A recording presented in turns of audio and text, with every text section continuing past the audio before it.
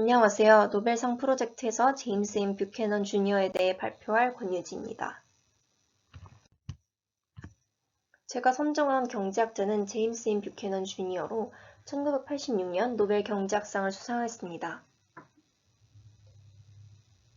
노벨협회 공식 사이트 기준으로 저는 조사 방향을 설정하였고, 이 사이트에서 제임스 M. 뷰캐넌이 수상한 이유는 경제 및 정치적 의사결정 이론을 위한 계약 및 헌법 기반 개발이라고 명시되어 있었습니다.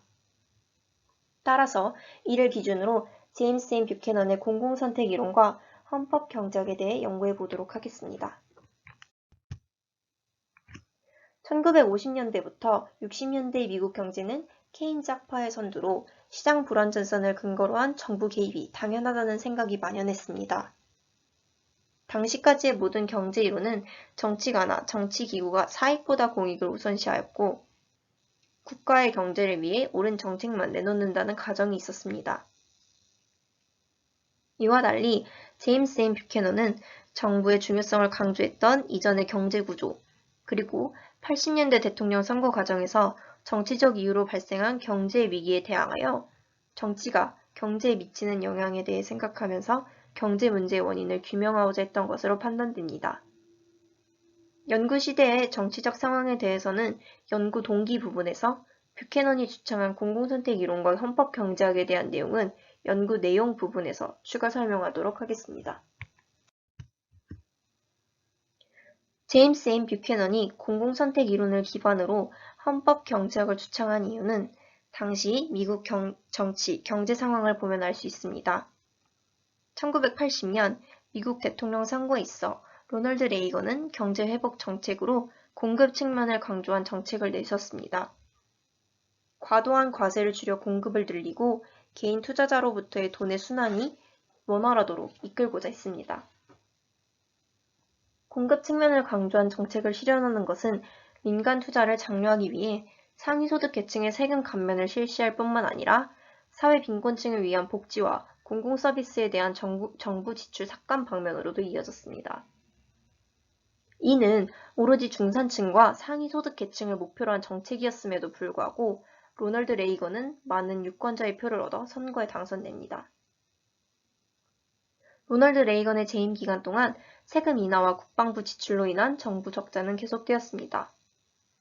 이를 공급 강조를 통해 고금리, 법인세 감소를 유도하여 해결하고자 했으나 오히려 고금리는 투자 감소로 이어졌습니다. 뿐만 아니라 정부 지출 감소를 목표로 했던 로널드 레이건의 정책은 사회적 약자를 위한 복지 감소로 이어져 사회적 한쪽 면에서는 불만을 얻기도 했습니다. 이처럼 당선을 위해 사회 전 계층을 위한 경제 방향을 고려하지 않았던 그 시적인 정치는 결국 경제적인 불이익으로 이어졌고, 이를 해결하기 위해 제임스 M. 뷰캐넌이 공공선택 이론을 기반으로 헌법 경제학을 연구하고 만든 이유로 보입니다. 정리하면 제임스 M. 뷰캐넌이 연구를 한 동기는 당시 로널드 레이건이 정치를 위해 경제를 이용했던 역사적 배경을 통해서 정치와 경제 사이의 관계를 규명하고 이에 대한 해결책을 제시하고자 했었을 것입니다.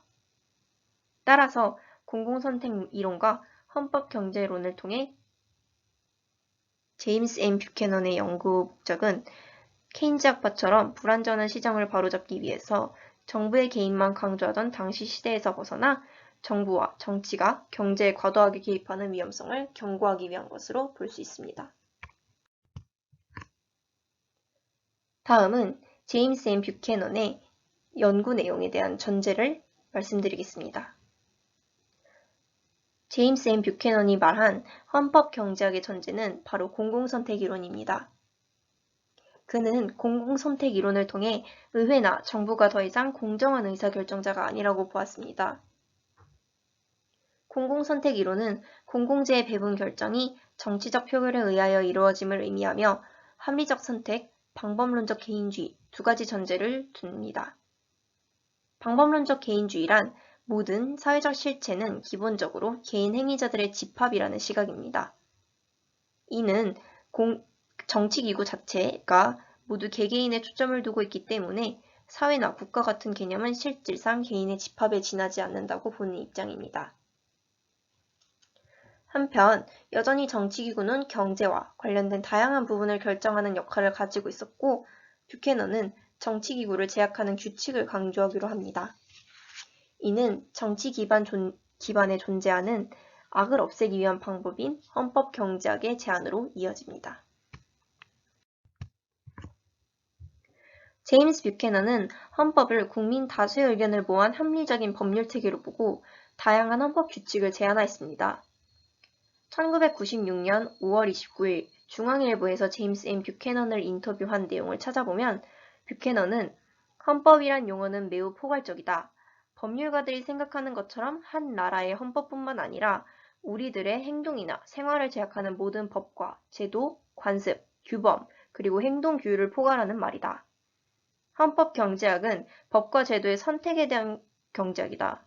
전통 경제학은 주어진 법과 제도 틀 안에서 선택을 관심을 가지고 있다.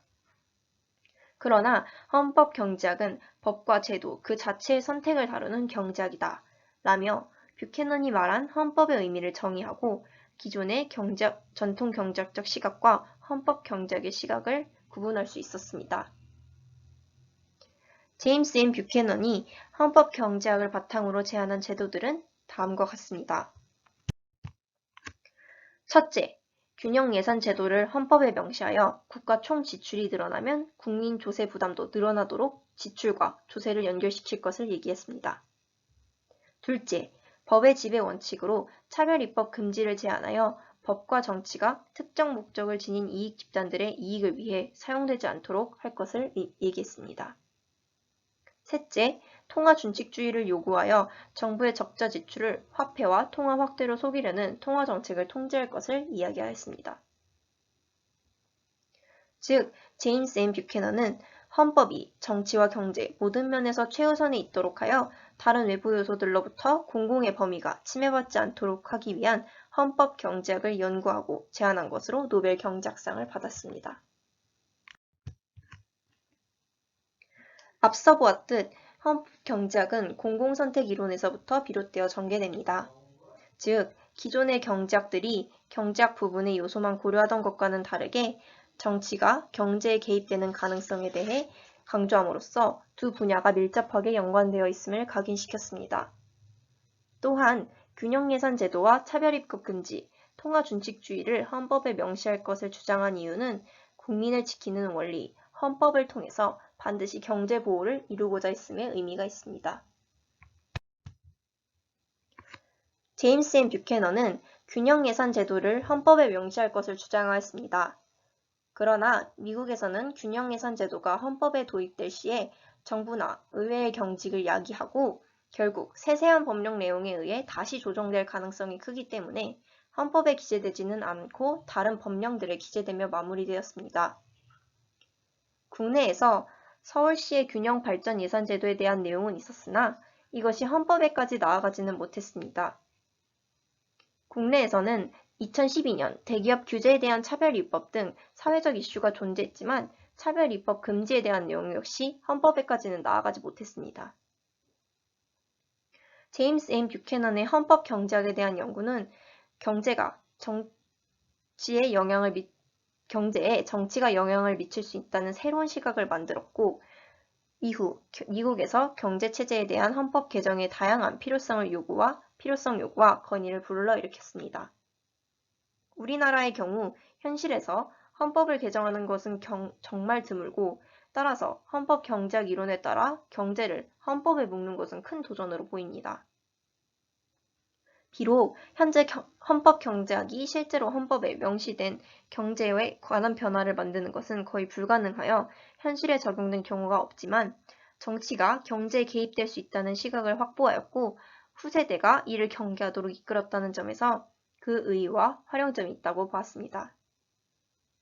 따라서 제임스 M. 뷰캐넌의 연구는 정치 의사결정 이론 및 공공경제학에 기여했다고 볼 수 있습니다. 이상으로 저의 발표를 마치겠습니다.